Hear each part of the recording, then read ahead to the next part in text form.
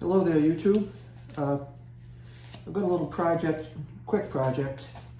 I'm going to replace the battery in my garage door opener. So this is a Chamberlain garage door opener. It happens to have a battery option so that if your power goes out and you're in the house or out of the house and you want to open the garage door will open by battery. But last night I did the battery on my wife's side. It's a fairly easy do-it-yourself project, so nothing you have to be afraid of. So if you want to give it a tackle, you can just watch this video. This is the Chamberlain battery that came out of my wife's garage door opener. And what I did was I bought a Mighty Max battery on Amazon, same specifications. It came in a 2-pack, so I had 2 batteries. They were very well packaged, and exactly the same size. Now this particular Mighty Max battery, if you have this door opener, happened to be part number ML5-12. All right, that's the identifier on it. So when the battery comes out, it's going to be fairly vanilla. It's got 2 plastic caps on the top. You're just going to pull those plastic caps off. You can put them to one side if you want. And then there's a little door on here that unscrews on the garage door opener, and it comes off.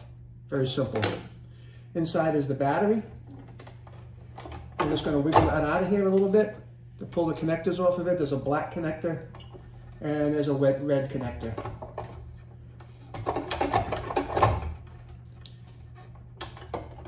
All right. So the black and the red connector are off, and the battery, as you can tell, just slides right out. And again, that's a Chamberlain battery, and we're going to replace it with the Mighty Max. Now, interestingly enough, these batteries have actually been in here about 9 to 9.5 years and have finally failed. You can hear the thing beeping now because it doesn't have the battery in it. So I'm going to reverse the procedure and put in the Mighty Max battery, positive side up, just the same way the other one came out. Again, this is not rocket science. Just slide it in, all right?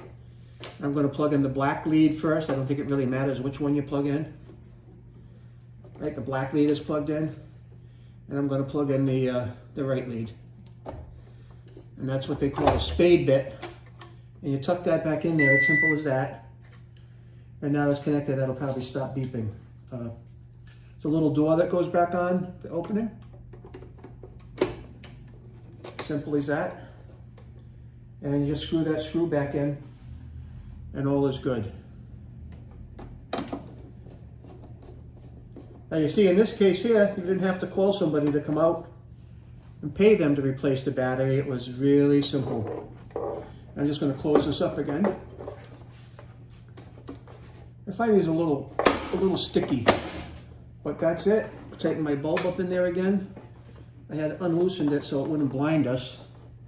And you could actually see what I was doing. So that's the procedure. And then typically I'll take the old plastic caps that came off of here.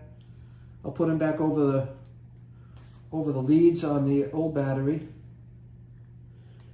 I'll show you just a second, right? Put them on the leads of the old battery, and that's it. So thank you for watching. I appreciate your time. I will put a link to these batteries in the video description. If you want to buy them or support me making these videos that you might find helpful or not. If you do find them helpful, if you don't mind liking and subscribing. And it's a really rainy, windy day here up in the Northeast United States. So bless everybody there, and have a good day. Thanks again.